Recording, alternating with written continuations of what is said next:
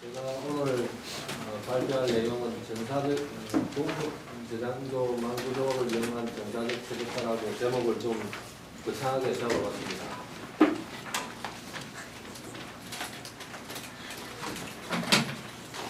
전사적 최적화라는 말은 사실 함부로 쓸 수 있는 말이 아닙니다. 전사적으로 최적화를 하려면 여러 가지 조건을 만족해야 되는데, 예를 들어서 어떤 회사에는 보면은 연속 공정만 있는 것도 아니고 회전식 공정, 사이클도 있고 여러 가지 특별한 공장 공정 구조가 있을 수가 있고, 그 다음에 스플라이 체인 관점에서 볼 때 구매, 생산, 수송, 판매 이런 여러 가지 복잡한 문제들이 얽혀 있고, 그리고 물질 흐름뿐만 아니고 캐시 플로우라고 자금의 흐름에 있어서도 수입과 지출이라든지 투자, 부채 등등 여러 가지 복잡한 흐름이 있습니다. 그리고 또 한 가지 또 어려운 점 중에 하나가 수요 예측의 불확실성이나 또는 최근에는 환율 같은 게 아주 불확실하게 뛰고 있는 이런 것도 고려해야 되겠죠. 그리고 인력 관리라는 문제, 그 다음에 신제품 개발 문제, 그 다음에 광고 문제 등등 여러 가지 문제를 고려해야 전사적 최적화라고 할 수 있습니다만, 오늘 제가 소개해드릴 이 공정 망구조는 앞에 이 4가지 정도를 고려한 그런 모델이 되겠습니다. 좀 더 자세히 설명을 드리면, 우리 공정은 대개 여러 가지 다수의 물질을 원료로 사용하고 다수의 제품을 생산하게 되겠죠. 이런 공정에는 배치 공정, 세마이 컨티뉴어스 공정도 있을 수 있고, 또 수송 공정, 예를 들어서 수송 공정에는 어떤 하나의 물질만 수송하는 경우도 있고 여러 개의 물질을 수송하는 경우도 있을 수 있습니다. 그 외에 또 어떤 파이낸셜 트랜잭션, 즉 어떤 자금 처리하는 것도 하나의 그 배치 공정이라고 볼 수가 있겠습니다. 그 외에 또 어떤 우리가 화학 공정에서 흔한 게 이런 리사이클 스트림이죠. 이런 리사이클 스트림이 있을 경우에는 이때의 저장조가 아주 이상하게 이렇게 흐르는 경향이 있습니다. 이런 것도 고려를 해야 되겠죠. 그리고 우리가 특히 고분자 공정에 이런 게 많은데, 반연속 공정이라고 보통 하는데, 공정 자체는 연속적으로 돌아가지만 중간에 생산 제품을 예를 들어서 A라는 제품에서 B, C 이런 식으로 바꿔오는 이런 제품들이 이런 공장들이 화학 공장에는 고분자 공장에 특히 많이 있습니다. 그 외에 수요 예측의 불확실성이라고 이 문제에 대해서는 오늘 발표에서 제가 크게 자세히 이야기는 안 드리겠습니다만 이것도 고려해야 되는 사항 중에 하나죠. 그 외에 캐시 플로우 문제가 있습니다. 우리가 원료 물질을 구매한다 그러면 외상 매출금, 외상 개입금 부자가 생길 것이고, 또 그 완제품을 팔았다 그러면 외상 매출금 부자가 생기겠죠. 그러면 어떤 물질이 이쪽으로 흘러간다면 이 캐시 흐르는 대개 보면 이 물질과 반대 방향으로 이렇게 거꾸로 흐르는 걸 알 수 있습니다. 이 외에도 세금도 내야 되고 이자도 물어야 되고 등등 여러 가지 자금의 흐름을 우리가 멀쩡한 회사도 자금 관리를 잘못하면 망하는 그런 경우를 우리는 많이 신문에서 보고 있죠. 그래서 이 공정 저장조 망구조의 모형의 가장 큰 특징은 전체적인 원소를 공정과 저장조 이런 구조로 전부 다 모든 시스템을 파악을 하고 있습니다. 그래서 얼마든지 복잡하게 얽혀도 상관없고 리사이클 스트림도 있고, 그리고 특히 여기 이 부분은 그 폐기물 처리 공정이라고 볼 수 있습니다.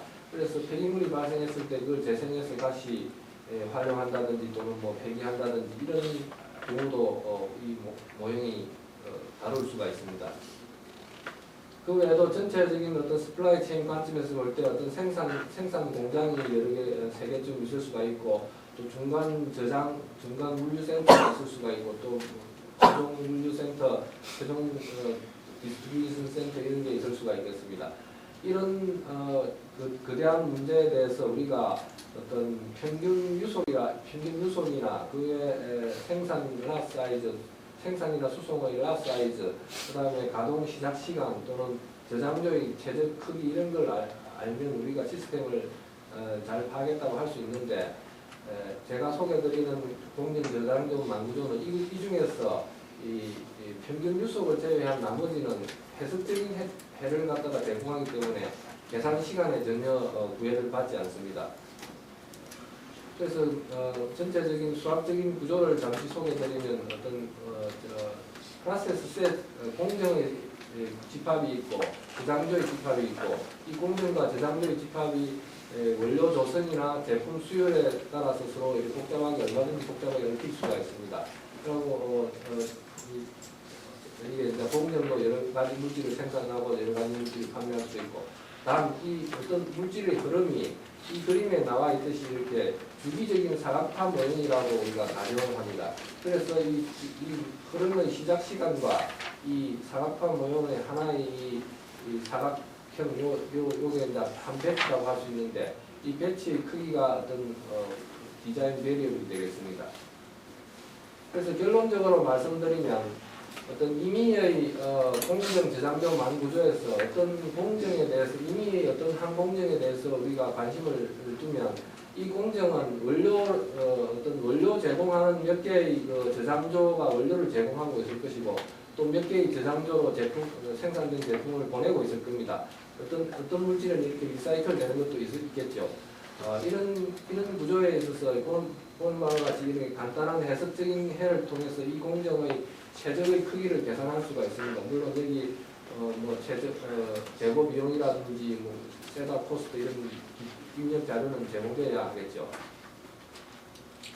그리고 최적의 공정 크기가 계산된 다음에 또 이미 어떤 저장조에 우리가 관심을 두면 그 저장조는 이 저장조에 물질을 제공하는 어떤 여러 개의 공정과 또 이 물질을 배출하는 여러 개의 공정으로 연결되어 있을 겁니다.